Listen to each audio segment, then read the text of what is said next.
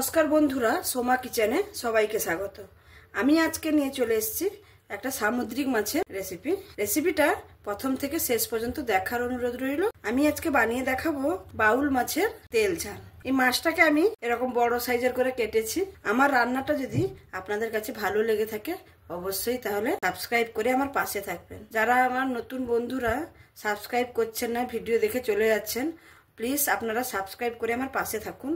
এবার আমি এই মাছগুলোতে একটু হলুদ আর লবণ মাখিয়ে নেব। হলুদ আর লবণ দিয়ে ভালো করে মাখিয়ে নেব। পিসগুলো দেখে নিশ্চয়ই বুঝতে পারছেন মাছটা অনেকই বড় ছিল। মাছটা আমার সুন্দর করে হলুদ লবণ মাখানো হয়ে গেছে। এটাকে আমি সাইডে রেখে একটা মশলা করে নেব। মশলাটা করার জন্য আমি এখানে একটা মিক্সারের জার নিয়েছি। তার মধ্যে একে একে দিয়ে দেব একটা বড় সাইজের পেঁয়াজ কুচিয়ে নিয়েছি, তারপরে দেব টমেটো, তারপরে দেব এখানে 5টা থেকে 6টা রসুনের কোয়া, সামান্য একটু আদা কুচি, আর দেব 1 চামচের মতন জিরে আর 2 চামচের মতন ধনে।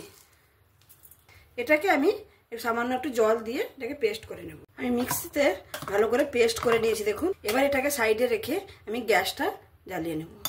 আমি এখানে গ্যাসের মধ্যে একটা ফ্রাই প্যান বসিয়ে নিয়েছি। যেহেতু মাছের পিসগুলো বড় আছে সেই জন্য আমি এরকম একটা বড় সাইজের ফ্রাই প্যান নিয়েছি। আগে গ্যাসটাই জ্বালিয়ে নিয়েছি, দেখে বুঝতে পারছেন গরম হয়ে গেছে। আমি এবার পরিমাণ মতন তেল দিয়ে মাছটাকে ভেজে নেব। তেলটা এখানে ভালোভাবে গরম হয়ে গেছে। এবার নুন হলুদ মাখানো মাছটা আমি একটা একটা দিয়ে ভেজে,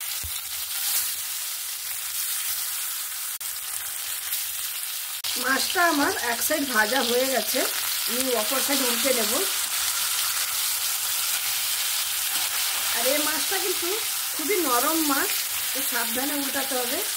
খেতে কিন্তু অসাধারণ লাগে। এই মাছের স্বাদ মানে একবার রান্না করলে ভোলা যায় না, এত সুন্দর খেতে হয়। কাঁটা নেই, মাছটা কাঁটা নেই, একটা কাঁটারই মাছ।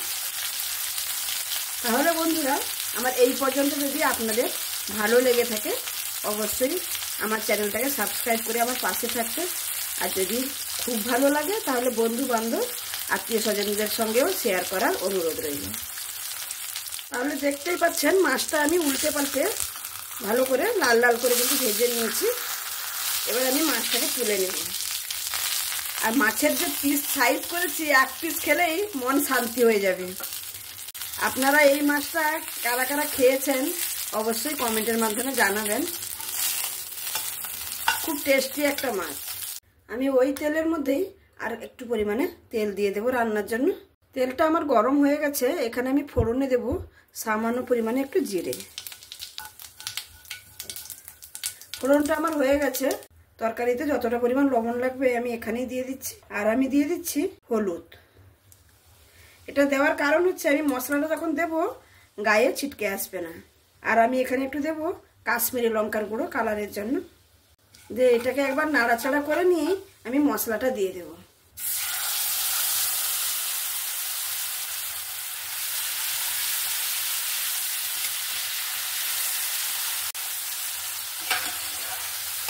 মশলাটা দিয়ে আমি ভালো করে নাড়াচাড়া করে নিয়েছি। এবার আমি 2-3 মিনিট মতন এটা কষাতে থাকবো। এখানে আমি মশলাটাকে ভালোভাবে কষিয়ে নিয়েছি। কষিয়ে নেওয়ার পরে আমি এখানে চেরা কাঁচা লঙ্কা রেখেছি। ঝালটা আপনারা যে যার পছন্দ মতন দিয়ে দেবেন। কাঁচা লঙ্কাটা দিয়ে আর একবার নাড়াচাড়া করে নেব। তারপরে দেবো আমি এখানে একটু সামান্য পরিমাণে একটু ঝাল লঙ্কার গুঁড়ো। এই তেল ঝালের রেসিপিটা যদি আপনাদের কাছে এই পর্যন্ত ভালো লেগে থাকে তাহলে অবশ্যই আমার চ্যানেলটাকে সাবস্ক্রাইব করে আমার পাশে থাকবেন। এখানে মশলাটা প্রায় কষানো হয়ে গেছে। আমি গ্যাসের ফ্লেমটাকে একদম স্লোতে রেখে আমি এখানে একটু টক দই দিয়ে দেবো 2 চামচের মতন, দিয়ে আবারও মিক্স করে নেব। টক দই দেওয়ার সময় আমি সবসময় বলি গ্যাসের ফ্লেমটাকে একদম স্লোতে রেখে মিক্স করে নিতে হবে, না হলে কিন্তু দইটা ফেটে যাওয়ার সম্ভাবনা থাকতে পারে। দেখুন আমি এবার এখানে মিক্স করে নিয়েছি। এবার আমি গ্যাসের ফ্লেমটাকে বাড়িয়ে দেব। বাড়িয়ে আমি এখানে 1 থেকে 2 মিনিটের মতন কষিয়ে নেব, যতক্ষণ না তেলটা মশলা থেকে ছেড়ে দেয়।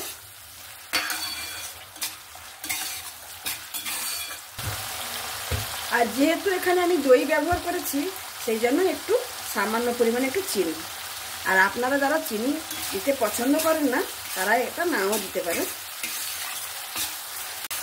মশলাটা কষানো দেখে নিশ্চয়ই বুঝতে পারছেন প্রত্যেকটা রান্না মশলা কষানোর কাছেই টেস্টের হবে।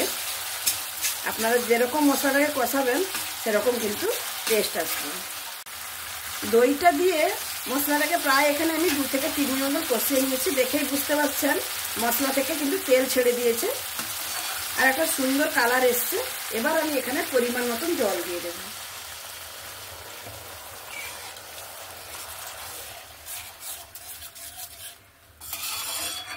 এখনই দেখুন তরকারির কালারটা কত সুন্দর এসছে। এখানে ফুটে গেলেই আমি মাছটা দিয়ে দেব। আমার এখানে ঝোলটা ফুটে উঠেছে। এবার আমি একে একে মাছটা দিয়ে দেব।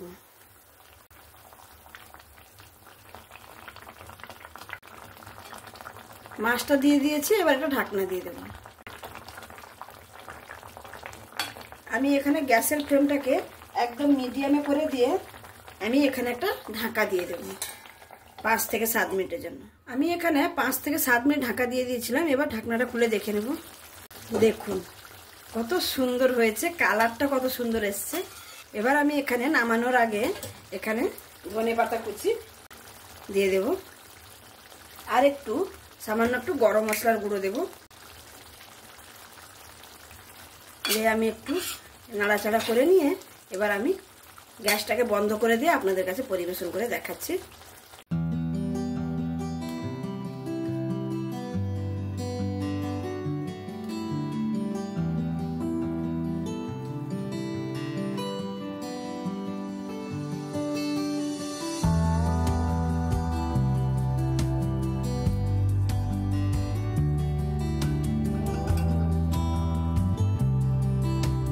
তাহলে বন্ধুরা দেখতেই পেলেন আমি এই বাউল মাছের রেসিপিটা কি করে বানালাম। দেখুন কত সুন্দর দেখতে হয়েছে, দেখুন লোভনীয় দেখতে হয়েছে তেল ঝালটা।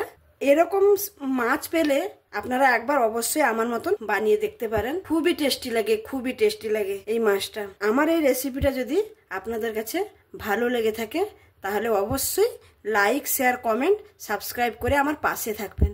পাশে থাকলে আমি এরকম নতুন নতুন ভিডিও নিয়ে আপনাদের সামনে আসতে পারবো আর আপনাদের উপহার দিতে পারবো। আমি আজকের মতন এখানেই শেষ করছি।